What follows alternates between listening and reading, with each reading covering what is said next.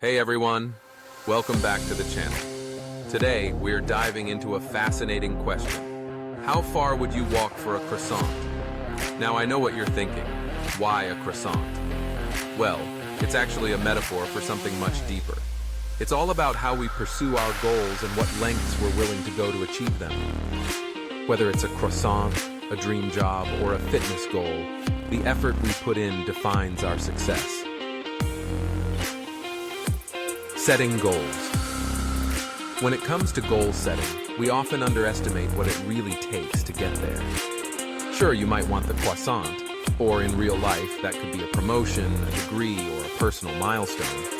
But are you ready to walk the miles it takes to achieve that? Goals require a blend of ambition, discipline, and perhaps most importantly, motivation. Researchers have studied this a lot and found that the goals we set and our willingness to chase them are influenced by many factors. One key point here is proximity. If the goal seems too far, we might lose interest or energy. But if it's close enough, just like that delicious croissant, you're likely to push yourself. Understanding motivation, intrinsic versus extrinsic. This leads us to an important aspect, motivation. We've all heard about intrinsic and extrinsic motivation, right? If not, let me break it down quickly. Intrinsic motivation. This is when you're motivated by internal desires, like self-improvement or personal fulfillment. For example, if you're learning a new language because you love it, that's intrinsic motivation. Extrinsic motivation.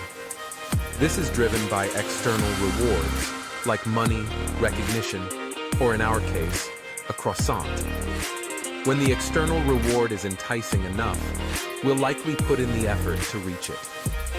In life, the balance between these two types of motivation often determines how far we'll go to achieve something. If your internal drive is strong, the reward becomes less important because the journey itself is fulfilling. Goal distance and effort. Let's think about that walking for a croissant example again.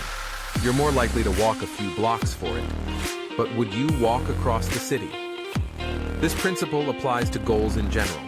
If they seem out of reach, it's easy to give up. But breaking those goals into smaller, more manageable steps makes the entire process feel much more achievable. So how do we bridge that gap between where we are and where we want to be? It's all about setting micro goals. Think of them as mini croissants that keep you going on your journey to the big one. Tip number 1, break down your goals. Here's the first takeaway. Break your goals down into bite-sized chunks. If you're working towards a big project at work, for example, don't focus on the end result right away. Instead, create small milestones. You'll feel more accomplished along the way, and it won't seem as daunting.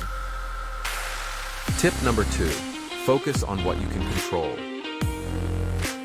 Next, focus on what you can control.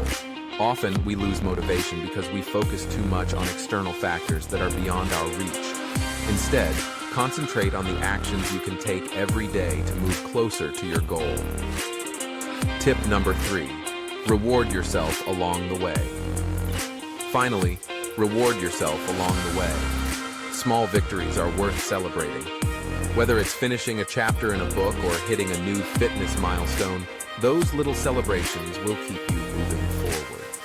So, what's your croissant?